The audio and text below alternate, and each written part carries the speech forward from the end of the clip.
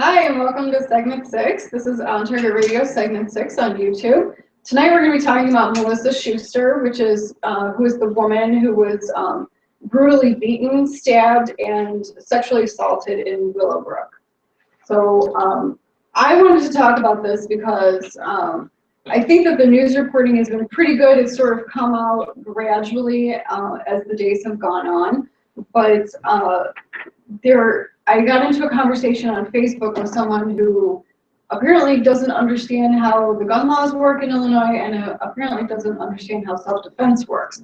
So I wanted to talk a little bit about this particular woman's situation and sort of how that applies to everyone more generally. I think the comment that you said that person made was, even if they had a gun, it wouldn't have done any good. Mm-hmm. Now that is subjective because not being there and knowing what happened, we don't know. But the one thing that is very clear, not having a gun means there was no option. Right. And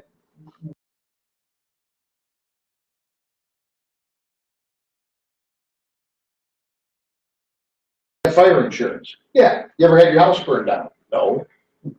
A gun's insurance. Theoretically, the average person will never use a handgun. They're never going to use it for self-defense. But if you need it and you don't have it, then you definitely can't use it. Then you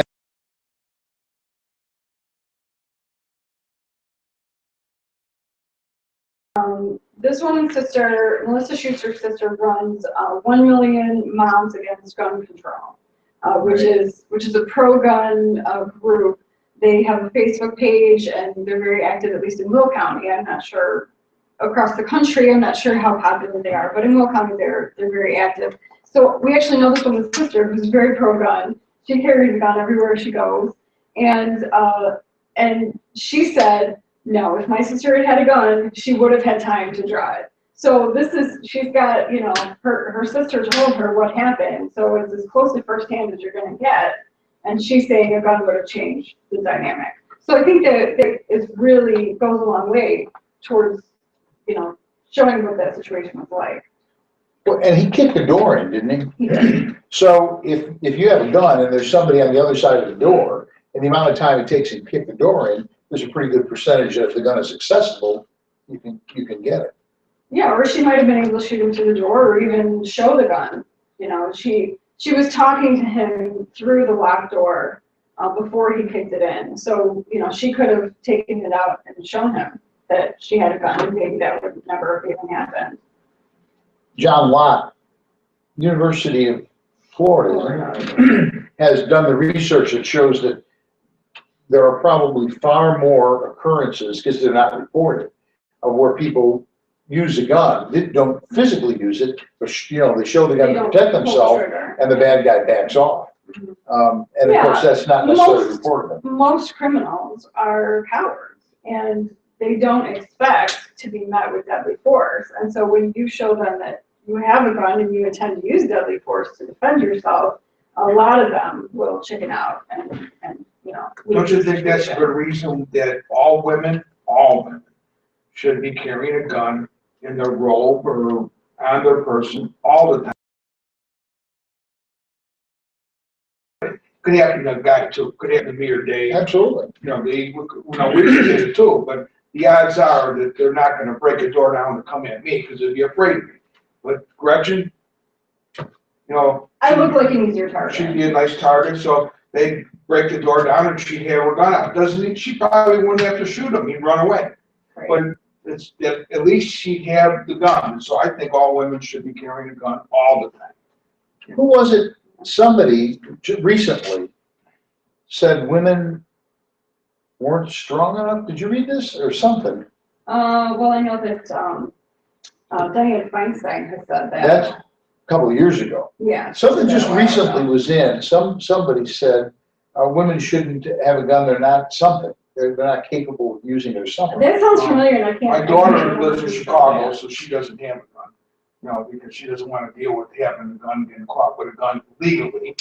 You can legally have a gun in Chicago. Yeah, but she doesn't want to deal with it. They give you a hard time. I told her to get a can of wasp spray, and it shoots 30 feet. Mm-hmm. And she don't want to do that either. But She You're can right have- though, but- that's but- very effective. But she's a tough kid, so somebody tries to get her, put the hurt side up.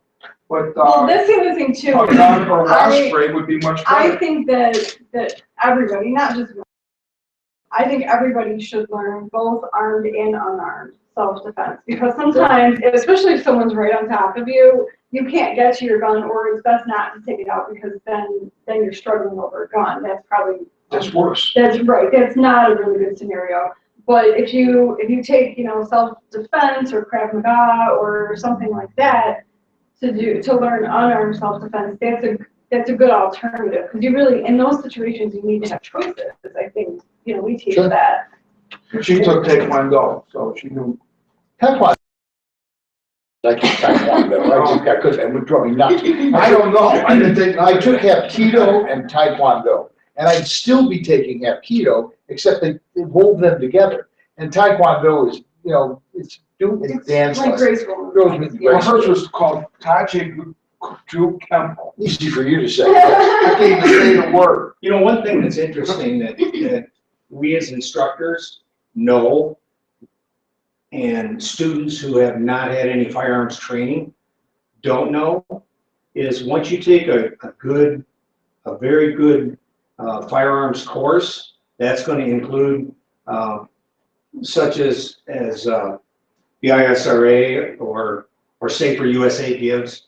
It provides you with additional information such as situational awareness. Right? It gives you that a reason why you need to make sure that you're aware of your surroundings so that people like this don't get close enough to do things. Or if you have an interaction, they happen to leave, you go in the house, she would never answer that door if she had training, because Yep, that training that's right. would say, this is a threat that you gotta, you need to call the police, you arm yourself, something else is gonna kick in. And that's what you get through training, through good training. And that is what's missing with a lot of people that get attacked, is they don't see this person coming. And criminals aren't stupid. They have weeks to plan how they're gonna attack their next victim. You have seconds to identify it, to come up with a plan and to react. You have seconds to do that. And that sometimes isn't allowed to you because they get so close. Like you said, even if you have a firearm, it may not do you any good if they get that close and get a knife to you, because you no good to have that firearm. One of the things we know statistically is if a person makes a big deal out of it, puts up a fight, a lot of noise, that it tends to take a sociopath and scare them off. They're looking for weakness. And we know just the way you walk down the street, you may not be targeted at all, because they're looking, and it's not a matter of size, it can be a small woman, but someone who walks down the street in charge isn't texting, you know what I'm saying? They're walking down the street like they know where they're going and they're in charge. There's 10 million people or 7 million people in Illinois, and the attitude is, In my classes, once you get your firearm and you start carrying, I better never ever see you with your phone in your hand doing stuff when you're carrying. You are there to protect yourself, but you're also there in case something happens for other people around. If your head's in that phone, it's not where it needs to be, and that's kind of keeping an eye around you. And everybody's seen it. People that text will run into things, fall over stuff. It's everything with They this can't, stupid thing. and if you got that in your hand, I'm thinking it's gonna be difficult to draw a firearm if you've got a phone in your hand. Are you gonna be able to let it go? Because it's always in your hand, it's muscle memory, it's always in my hand.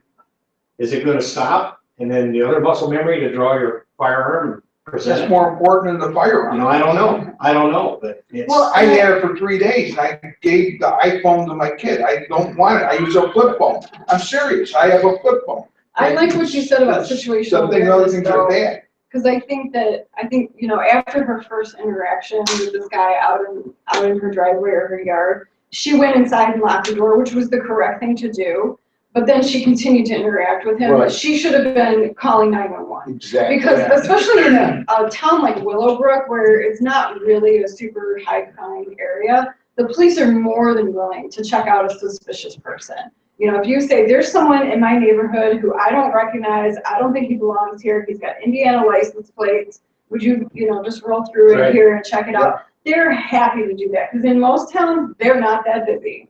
So, you know, they are happy to have something to do that's, you know, different than Yeah, registration tickets. she should have never answered the door. Yeah. That's really the key to it. Yeah, and he may still have kicked it in, but at least she would have had 911. But if she was Right. 10 feet away from it with a Right, firearm, that's a lot better than right, being up close. or 10 feet away She's with gonna run away 911 if on she's the 10 feet phone, away. you So know? So she was able to close the door? Because I don't remember. That. Yeah, they interacted in the driveway, he asked her Right. for money, and she said no, she went inside and locked the door, and then he came back and said, can I use the phone? But they were her sister said they were talking through the locked door in that second interaction. Yeah, I'm not talking.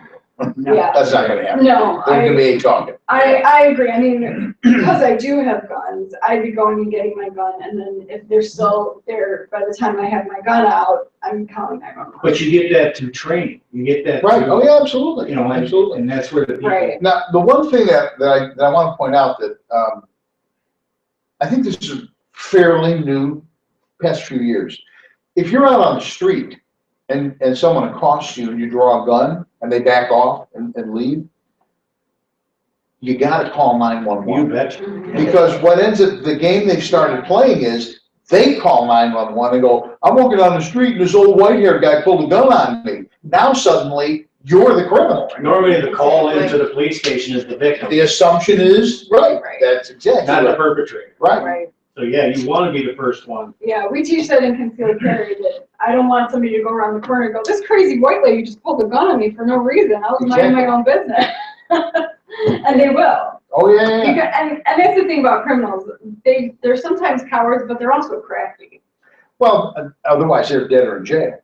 I mean, there's a natural selection process of being a criminal, okay? Well, if you're creative enough to dream up crimes rather than having a normal job, you know, that Yeah. requires some creativity. Yeah. So.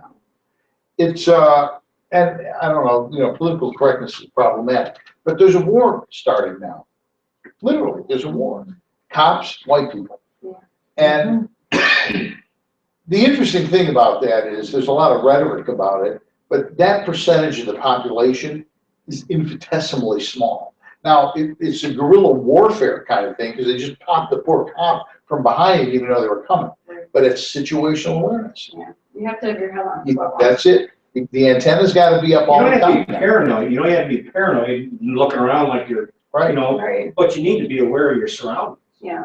And you have to watch your six. I mean, that's, you know, I read a heartwarming story on Facebook. It was a female police officer took a selfie with this young man, and she was pumping gas into her patrol car, and he said, can I just stand behind you and make sure that no one sneaks up behind you? I mean, it was just like, I it saw was that. so The kid said touching. that? Yeah, I saw that too. yeah, the kid's mom was there getting gas, and the teenager said, can I go Yeah. talk to that police officer? And so his mom waited for him to do that. That's So nice. it was nice. Unlike the Department of Defense, when people, Obama, you gotta love this guy. Only, and although it was actually Clinton that started this, that active duty military aren't allowed to carry firearms. That actually Yeah, started that was with Bill Clinton. That's Yeah. stupid. Yeah, oh, of course it is. It's idiotic. But, so the, what? Her sister was talking on here. I want to read what she commented to me. Yeah. She said Mimi never answered the door, and yes, she did re-engage him. She had about a minute. When she walked into the house, she went to get her phone. She didn't call 911 because he was already at the door. She says, I'll have to listen later, and my sister is getting worked up. She never opened the door. She went to the small window and told him to get lost. And he just kicked the door open? That's what was said in one of the reports. Yeah. Yeah, she never opened the door. Oh yeah, that part, sorry. So that's all I It's a have. real brave guy. Oh, yeah, Yeah. of course, they always are. And they're pond scum. What are you gonna do? I like that. Yeah, pond scum, absolutely. Pond scum. I can't say it, so I can't use it. I was starting to say something, I forgot what it was. The Department of Defense disarmed our military on Facebook. Oh, yeah, right, so there's a group called Oath Keepers, which we've talked about before, and which I'm a member, and So Oath Keepers said, all right, you can't carry a gun, they can't have a gun. How about we'll just go hang out around the front door? You know, just The civilians. recruiting. Yeah, but recruiting stations, right. Well, and government places where the military were located, unarmed. He said, how about we'll go hang out at the front door and as long as they're open, we'll be here. Department of Defense came up with a thing that said, if anybody does that in front of your door, you have to call the police and report it. Oh. So not only will they not let active duty military guys who can go to Afghanistan and get themselves killed, they can't carry a gun. But when somebody, a civilian, and Oath Keepers are people, they get the name Oath Keeper because they're the cops or whatever. These are people who, you know, taken the oath, exactly, prior military, whatever. So it's not like it's a bunch of, you know, nut jobs. No, can't do that either. This is an administration that has caused more grief in 7 years than I think every president combined in history. More chaos, right? Yeah, The racial tension is up. this whole thing about kill white people and cops lays at his doorstep, literally. But I think he plans all this. I think you're right. I think Obama is doing exactly what he said he was gonna do, transform America, and transformation of America for Obama is destruction of America, our values, our traditions. When, you know, I grew up in the 1950s and 60s and 70s. You know, there were gay people. We didn't even know what it really was. We didn't care. Let them do their deal and nobody cares. That's exactly right. And now it's like a big deal. You know, and you have, I walked down the street in Oak Lawn when I was a kid with a loaded gun. No one cared. I wasn't gonna shoot nobody. Me and my friends were going out and shooting Stony This was Creek. before 68, I would guess. Oh, yeah. Yeah, well, I mean, but people were different. They had respect for life. Kids don't, learn that in school because we can't teach religion. We can't teach values in school. And now they're even dumbing them down with the stupid Common Core. So, I mean, when you get all done, what you ask, why is our society screwed up? It all came from the White House and the cowards that are Republicans that don't stand up to them. And you know what, Steve? I think we had that conversation earlier. That one thing right there, more than anything, pees me off. Those people in this last election cycle ran on get us in there, we'll clean the mess up. Right. Nothing that has happened since wouldn't have happened under, what's his name, the senators, Reid. Everything that they've done since they got elected could have been Harry Reid. And we went quicker because That's they just true. turned around and did it. They just done it, And absolutely. they right. did exactly the opposite of the will of the people. And they all need to get voted out. They're all bums. They're all pieces of garbage. And I can't think of a better, That's what you I get a little bit aggravated with it. I hate it when he holds it back. Well,